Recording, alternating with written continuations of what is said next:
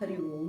ನಾನು ಸುಧಾ ಹೆಗಡೆ ತೋಟದಲ್ಲಿ ರಾಜೇಶ್ವರಿ ಭಗಿನಿಯವರ ಹತ್ರ ಭಗವದ್ಗೀತೆಯನ್ನು ಕಲಿಯುತ್ತಾ ಇದ್ದೆ. ಇವತ್ತು ನಾನು ಭಗವದ್ಗೀತೆ 11ನೇ ಅಧ್ಯಾಯ ವಿಶ್ವರೂಪ ದರ್ಶನ ಯೋಗದಲ್ಲಿ ಬರುವಂಥ ಶ್ರೀಕೃಷ್ಣ ಮತ್ತು ಅರ್ಜುನರ ಸಂವಾದದ ಒಂದು ತುಣುಕನ್ನು ಏಕಪಾತ್ರಾಭಿನಯದ ಮೂಲಕ ಪ್ರಸ್ತುತಪಡಿಸುವ ಪ್ರಯತ್ನ ಮಾಡ್ತಾ ಇದ್ದಿ. ಶ್ರೀ ಗುರುಭ್ಯೋ ನಮಃ. ಗುರುದ್ವೈರಿಗೆ ವಂದಿಸುತ್ತಾ, ಇಲ್ಲಿ ನಿಂತರೆ ಕೃಷ್ಣ, ಇಲ್ಲಿ ಅರ್ಜುನ.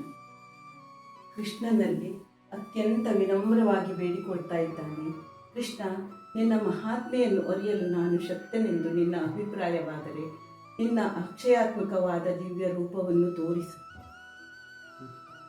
ನತು ಮಾಂ ಶಕ್ಯಸೇ ದೃಷ್ಟುಂ ಅನೇನೈವ ಸ್ವಚಕ್ಷುಷಾ ದಿವ್ಯಂ ದದಾಮಿ ತೇ ಚಕ್ಷುಃ ಪಶ್ಯ ಮೇ ಯೋಗಮೈಶ್ವರಂ.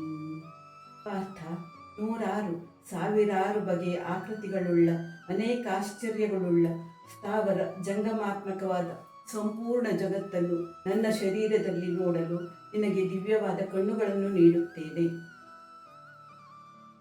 ಪಶ್ಯಾಮಿ ದೇವಾಂಸ್ತವ ದೇವದೇಹೇ ಸರ್ವಾಂಸ್ತಥಾ ಭೂತ ವಿಶೇಷ ಸಂಘಾನ್ ಬ್ರಹ್ಮಾಂಡಮೀಶಂ ಕಮಲಾಸನಸ್ಥಂ ಋಷಿಯುಷ್ಟ ಸರ್ವಾನುರಗಾಂಷ್ಟ ದಿವ್ಯಾನ್.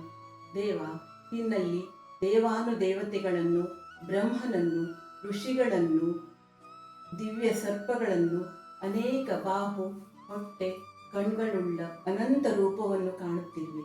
ವಿಶ್ವರೂಪಿಯೇ, ನಿನ್ನ ಆದಿ ಮಧ್ಯ ಅಂತ್ಯವನ್ನು ನಾನು ಕಾಣಲಾರೆ. ಅನಂತ ಪರಾಕ್ರಮಿಯು, ಸರ್ವವೂ ನೀನೇ ಆಗಿರುವೆ. ನಿನಗೆ ಸಾವಿರ ನಮಸ್ಕಾರಗಳು.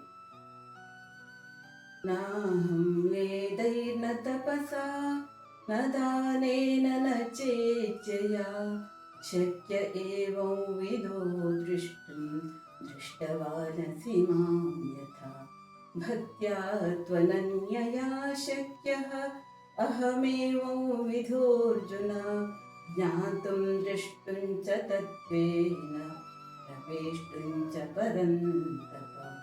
ಅರ್ಥಾತ್, ಅರ್ಜುನ, ನೀನು ನೋಡಿರುವ ನನ್ನ ಶರೀರದಲ್ಲಿರುವ ವಿಶ್ವರೂಪವನ್ನು ದಾನದಿಂದಲೂ, ವೇದದಿಂದಲೂ, ತಪಸ್ಸಿನಿಂದಲೂ, ಯಜ್ಞದಿಂದಲೂ ನೋಡಲು ಸಾಧ್ಯವಿಲ್ಲ. ಯಾರು ಅನನ್ಯ ಭಕ್ತಿಯಿಂದ ನನ್ನನ್ನೇ ಪೂಜಿಸುತ್ತಾರೋ, ನನಗಾಗಿಯೇ ಕರ್ಮವನ್ನು ಮಾಡುತ್ತಾರೋ, ಭಕ್ತನು, ಸಂಗರಹಿತನು, ಸಕಲ ಜೀವಿಗಳಲ್ಲಿ ವೈರತ್ವವಿಲ್ಲದವನು, ಅವನು ನನ್ನನ್ನೇ ಸೇರುತ್ತಾನೆ.